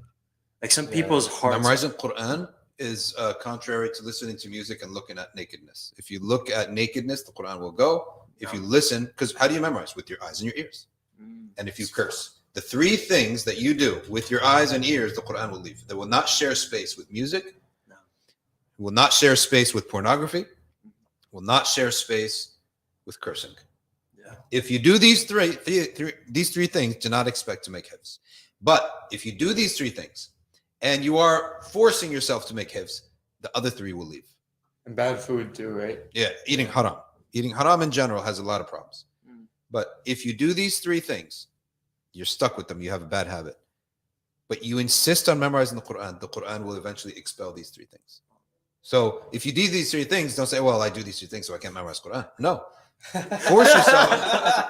Force yourself to memorize Quran, and those 3 things will leave. Guarantee. Why? Because Allah subhanahu wa ta'ala says that الَّذِينَ خَلَطُوا عَمَلًا صَالِحًا وَآخَرَ سَيِّئًا عَسَى اللَّهُ أَنْ يَرْحَمَهُ. If you mix the good deed and the bad deed, and you persist with the good deed, then it will be that Allah will have mercy on you, and those sins will leave you. Okay. Coach Chloe says that many women, it's just life has become a monotonous drag. You know, and it's true. This is very right. No, this is It's true for some, and I feel bad for these people. And you know how to get rid of this? By the way, I'm curious. To the Instagrammers, do you guys hear Ammar and Suhaib when they're talking? Because they're like over there. The mic is here. I'm just curious, so that I have to repeat what they said. But if life is a drag, the beginning of where that drag ends is in your mind. By imagining something better and then working towards it. That's why I believe that the best medicine for a person is a goal in life, a vision. no. But in order for your vision to be big, you have to have a lot of iman. It can only be big as you believe Allah is big, right?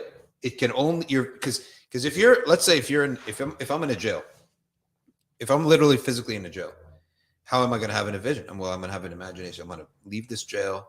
I'm going to lead this life. This is the life I'm going to lead when I'm out of jail. Now, if I believe only in my own powers, then I'm wasting my time. But if I do actually believe in Allah's power, right, then I can imagine as big as I want, okay? Because I believe in Allah's power. So that's why it's having a goal in life, but also believing in the one who's going to give you that goal. And that's why I like kids when you see youth. I remember, subhanAllah, a man praising youth that had a goal. And I thought, what's the big deal, right? But there's a reason. A person with a goal in life, number one, he's going to be out of trouble. Mostly. This person with no goal in life, he's going to be in trouble. Ryan, what you got? We'll do 2 more and we'll wrap up. All right, maybe we can do a rapid fire because we have a lot of questions. Go rapid fire. Okay. How can you learn about your teenager child if they're going through teenage boyfriend girlfriend drama? This person Quick. is asking about my teenager is involved in boyfriend girlfriend drama. Unfortunately, there's a bad news and there's a potential good news. The bad news is that this is a little bit late, though, right, in the game, because they must be what, 6th, 7th, 8th, 9th grade at this point. If there's boyfriend and girlfriend, earliest, maybe it's middle school, high school. If they don't believe that that's something that they're not supposed to be doing, or they believe it but they're doing it anyway, right? And you have no control over it because they're doing it at school, then what you need to do is to counter that company that they're in with better company. That means that they must be taken to the masajid to counter the bad company with the good company. And that's not going to change everything overnight. It's going to take you a year or 2, countering the bad company with the good company. So you're gonna drop them off at the masjid, right? For whatever event, for no event, go pray Isha. And it's going to take you a while to counter the bad company with good company. And that will, inshallah, have a good effect upon them. Next question. I think the integral of that question was asking how to find out if they're doing that. How do you find out? Yeah. Everything that you own is actually mine. And I'm loaning it to you, including from everything, right? Everything. So I can find out. I'll know what you're doing before you do it, right? Next question, Ryan. Quick synopsis of gender interactions. Quick synopsis of gender interactions. Allah forbade looking at the opposite gender for no reason, right? For a lustful reason, for no reason. Okay.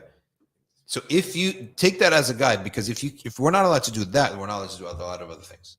The lawazim of that, the logical consequences of that are going to be enough that you're going to know where to go. Okay, so they also asked about online. So looking online, of course, but what about people who are texting and they don't see each other? Repeat. People who are texting but they don't see each other. Texting. So they're looking, can't really be. Okay, a guy and a girl are texting. What's the end result of this texting? Why are they texting? If you know, if they okay, we're texting, but we're gonna lower our gaze. So what is the terminal? What is the nature of the end of this relationship? So they also considered all that to be haram. How do you keep one's wife entertained at home when she's home alone? We need another session to answer that question. I mean, she's an adult, right? She Have some kids. maybe have some kids. Homeschool, right? Have some kids. Have some kids. Maybe. Open up some more questions. I mean, it's a tough question, but why would it's another question? Like, why would you need to do that for another adult? Like, you're an adult, but why entertained, right? I think men also just need to be like exciting to a certain extent. Yeah. Like some guys are honestly just boring. You know? Some guys are boring. I feel bad for the wives, to be honest with you. And I don't know about some women, but I'm sure there are boring women. Yeah. I was gonna say I feel worse for more husbands. I think. Yeah, no, Yeah. this is true. Yeah. How do you accept the qadar when dua doesn't come true? You wait. No. If the opposite comes true, you realize that there's good for you in the opposite. Saad Khan says, okay, if you drop your kids at the masjid, they could become resentful towards the deen. Yes, but I believe it has to be done with tact. That's true. But I do believe that eventually they get over the resentment. I believe that, right? When they realize it's good for them. So if my kid is going to resent something, I don't mind. I don't believe that resentment will stay permanently. Yeah, he'll resent it for 24 hours. You realize this is life. There are decisions that have to be made. Okay. You have to know that I do know better than you. So I'm going to try to clear that resentment by having fun in other ways, but I'm not going to not do what I know is right just because they're going to have resentment. But you just have to make sure not to drive it too much. Okay. People adapt. So if I say, listen, as a rule from now on, we're going to the masjid twice a week. You're going to attend this class, and then we're going to attend this whatever family event, and you're going to attend this teenager event, right? But resentment does not feel good in the body. It's bad for your health. He'll get over it. Right? 1 or 2 months of kicking and screaming, you'll get over it. You will adjust. What if we became poor and we had to go move into an apartment? Yeah, you have some resentment for a little bit. You get used to it. So I actually believe that I don't put too much emphasis on the idea that they're going to resent it. Yes, they won't like it for a short term, but they will get over it. Humans adapt. There are also spiritual effects to it, right? There are great spiritual effects. And once you start feeling those, then you'll accept it. Next. Someone asked if there's good books in the Maliki Madhab about parenting. Good books in the Maliki Madhab about parents. Read about the rights of parents, and it's sort of the reverse, but there's going to be things that you benefit from. The Rights of Parents translated by Rami Nasul. Is it okay to drink kombucha juice? Yes, it's okay. What about sauces that have alcohol? No, that's not okay. What is the name of the book that was being read? Today we read from Ash-Shama'il al-Muhammadiyya. Okay, Shama'il at-Tirmidhi. The topic is Ash-Shama'il al-Muhammadiyya. We read today from Shama'il at-Tirmidhi. Okay. What's the best publisher for that? I know there's a lot of people publishing, a lot of people. Mecca Books. Go to Mecca Books. Yeah, you can put the link too. Do you have any advice if Fajr feels literally impossible, especially reverts who didn't grow up with it as a habit? I would advise you to sleep more early than usual, because oftentimes that's a big deal. Set up 1 or 2 alarms, okay? Like set up an alarm and an alarm by the bathroom. Like your phone and your iPad. And drink a little bit, decent amount of water. Not too much, but a little bit in the evening. And your bladder may wake you up for Fajr. Right? So sleep a little earlier and set up 2 alarms. I think taqwa also helps with that. Like really, make istighfar during the day. Doing a lot of istighfar during the day, Allah will help you in the night. Like basically do good ibadah in the day. Be God conscious in the daytime. Allah will help you in the nighttime. Is it wrong for a single female to seek or desire polygamy in today's age? It's not sinful, for sure. It's all based upon the what people accept. But it's not sinful. The only issue is how do you practically do it legally and with the customs of the people, right? So you do have to respect the customs of the people to a sense that you don't want to cause. There are a lot of halal things that could cause some damage, right? It could cause damage. So you don't want to damage somebody else. For example, you don't want to be the one who ruined the life of another woman because she expected a monogamous marriage, right? Okay, that's a reasonable expectation. I think we all expect that, right? So could you get that real quick? Low battery. Okay. So you have to respect the urf and make sure you're not damaging people by doing the new thing that you want to do, like new in this society. Canvas Slam says, you tweeted that trials are a direct result of sins. Sometimes, not all the times. If you react by committing more sins, then it is a result. Then it is a punishment. Right? It's a punishment. But trials, in many times, are the result of not just our sins, other people's sins too. Like the greed of certain companies. What are companies? People. Their greed has caused a lot of problems in the world, right? The lustful behavior, indulging in lusts, has caused a lot of problems in the world. So trials are oftentimes a result of sins. The difference between wird of a tariqah and say wird that the Prophet prescribed, for instance, a certain formula as opposed to using some of the time you have with using formulas we find in hadith, such as wird al-latif. If you're attached to a sheikh, you use his wird. And if you're not, you use one of the general awrad, like what we have on safinasadi.org/wird. A man who is not talib ilm but good character and willing to learn, if given the option, is it better for a female talib ilm to choose a learned married man or a single man of good character and willing to learn? Well, you got to look at, are you going to be like poaching the guy away from his first wife? Is it going to be a fitna? You want to avoid that. Halal does not mean the route is always okay. As long as you have to avoid the fitna, right? If you're in, let's say, Yemen, Saudi Arabia, this may be quite normal. Still, the woman will be upset, but it's normal, right? It is, it's very normal. You haven't done something far off a shock that people are going to need therapy for ages, right? If you do that, where you did that, let's say here, it would be, right? It would be like you stole someone's husband. They would consider that and be a shock. So you want to avoid the fitna. That's all. That's all it is. Avoiding the fitna. Okay.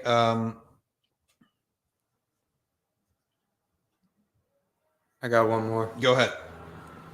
Scenario. I'm finishing uni in a few weeks, trying to find a job, but it's difficult to find one where I can pray. It stresses me out. My parents want me to make money and be a career woman, and they're not married yet. Yeah, some of the parents have those philosophies, right?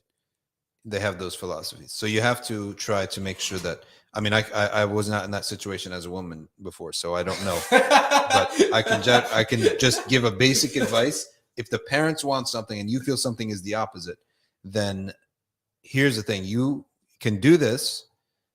If you're doing this, you're doing it because your parents want you to do it. But you have to understand, I don't know if they can force you to do it. By Sharia, I do not believe that they can force you to go out of the house and be a career woman. Let's say, all right, I'm tolerating it. When you marry, you can marry and make a decision with your husband that is private, and they cannot get involved in that. What if they make the conditions such that it's essentially they're forcing you, but like they're not forcing you? Like what? Like they're like, all right, we're gonna start charging rent for this place, for this room. A man cannot charge his daughter rent. That's her right. A man can't charge his daughter rent. Are people crazy? I'm just trying to. I'm trying to think of examples here, but it might be just like a lot of like he can't household, like unspoken, but it's like, oh, they're poor. No, maybe not even that, but they're just like No, it's it could like the expectation. It's like you're gonna get educated before you get married, so we're gonna say no to any prospects beforehand. That's a problem. But I mean, educated as in get a BA or get an MD. Is there a difference? Yeah, BA. I think that many people can accept that. $150,000 difference. Yeah, $150,000 more probably.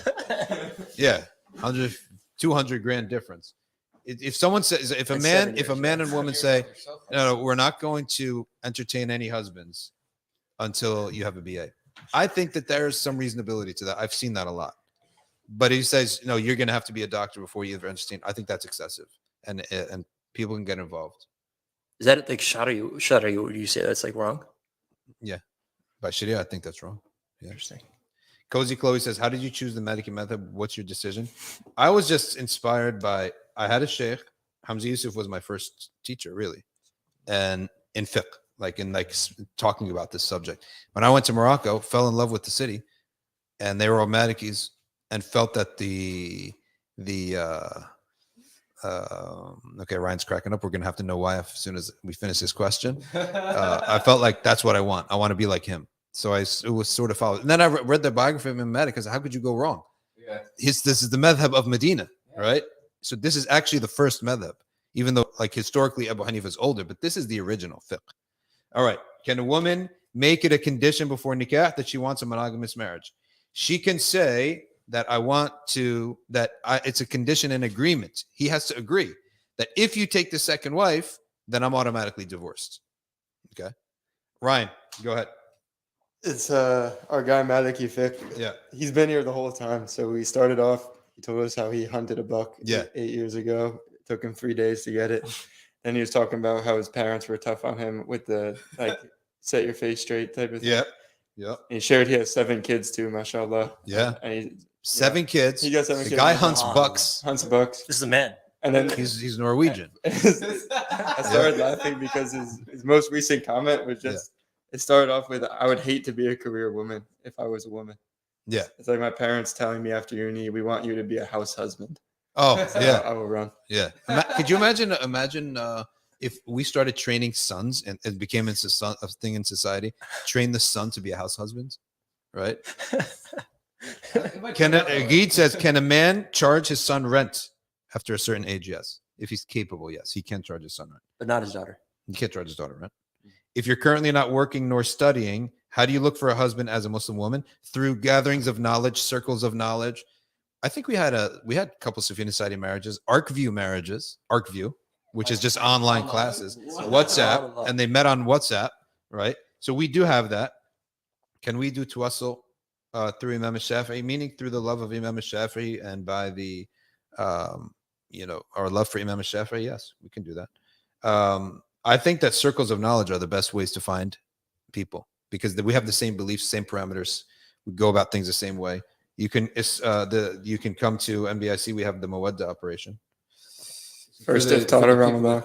Yeah. The first iftar of Ramadan. Go to MBIC.org and learn. For the people that aren't interested, the group, the demographic that are going to the circles of knowledge is not like a huge number, like the proportion. Yeah, it's not a huge number. Yeah, so it should be easier to find. But what if the person that's maybe the person that's asking isn't interested in going to that type, or they would feel duplicitous because they don't actually care about the they're just going to find some guy. What's that? Maybe the people that are going there, then if they're not interested in actually studying or anything like that. Yeah, I mean, what if the people are not going? They're not interested in studying, but they're just going to find another husband. Still, that's at least they're going to the right place. So their heart's in the right place. To a degree, their mind and their heart is in the right place because they believe in these. All right, guys, prepare that. Right? Make sure you have some questions ready. So I studied with Hamza Yusuf in the beginning, and after 9/11, I felt that his direction was more about bridge building than teaching. Yeah. Right. So after 9/11, his direction I think was a bit different. And the Zaytuna College, I guess soon it'll be Zaytuna University, was a little bit different from his vision of Zaytuna Institute. Zaytuna Institute was more like teaching basic deen and knowledge to the public of the Muslim community. So afterwards, he had changes. He's free to change as much as he wants, right? But what I latched onto was the first part of the Hamza Yusuf as the public teacher of fiqh and aqidah, and he was encouraging tasawwuf, and he was preaching really good stuff. That's what I know. Then we sort of lost touch after that, and he went on the more bridge building way with Sheikh bin Baya, and now he runs a college, which is like a liberal arts college. So that's my experience with Sheikh Hamza Yusuf. May Allah ease everyone's affairs. Okay. And I was against totally the perennialist Quran, study Quran, right? The study Quran is a perennialist study Quran. Right. So that also was not very good for our relationship. He was very upset that I went against that, but and made a big fuss about it. But I don't regret making a big fuss about it because it's all perennialism. Perennialism is a kufr to us, right? there's a lot of sections where there's perennialism in that book. So it's unfortunate that the things turned out that way, but it happens in life. Okay. Last question from Ryan. We'll take it from you. Make it a juicy one. Juicy. Okay, so we have a follow-up from our scenario. Mm-hmm. I think this is good to solve this. Yeah, and we'll take that one. Then we'll take Lily Shire's question about Hesed in marriages. Yes, go ahead. So Flower Star said, "My mom said that I shouldn't get married until I'm financially stable. Yeah. Have a mortgage. Can't get married until she's financially stable and has more. All these families are on bid'ah. All these families are mubtadi'ah. They're all mubtadi'ah. Okay. So all right. But what should she do though? Like this is What should she do? She should go and she should get someone else involved, like the imam of the masjid or somebody, right? Involved, because this is in a sense not the right guidance of Islam to do this. To delay people to get married is harmful to them, men or women, right? So for this reason, that is like that's not even her job in marriage. That you have to have a house. Most married couples rent, Yeah. let alone guy doesn't Most even. millennials rent. Period. They rent for life sometimes, right? Okay, let's go to the question by Lily Shire. She was saying that could evil eye cause arguments? Yes, or evil eye can cause arguments. You shouldn't always show the world, oh, we love each other so much. Someone could give you hesed, right? And then you end up going home and there's an argument breaks out in the car or something like that, right? So, I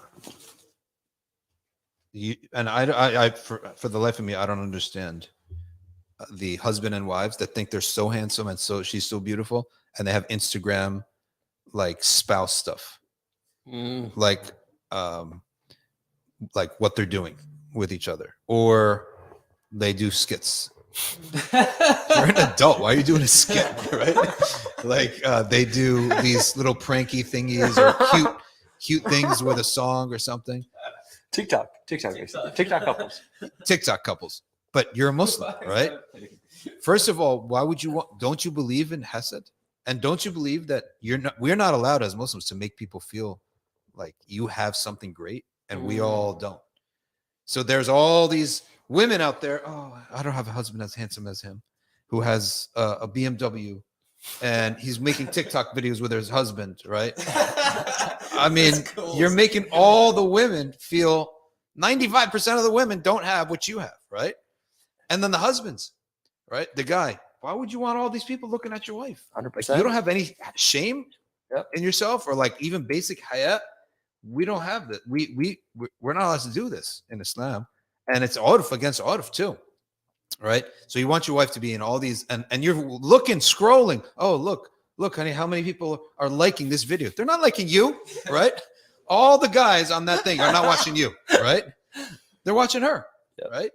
So I don't, for the life of me, I don't understand these people. And then why would you do something that's time sensitive? In other words, that once you reach a certain age, you'd be weird if you do it. 2, you're going to fail at it because you're all going on how youthful and beautiful you are, right? You think that's going to last forever?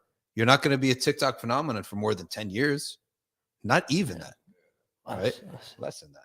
What if your kids see that too? And it's just Chai68 says, I always wake up at night around 3 or 4 a.m. That's good. I think closer to 4 a.m. you can get up for tahajjud. If you wake up smack in the middle of the night, it might not be good for your health.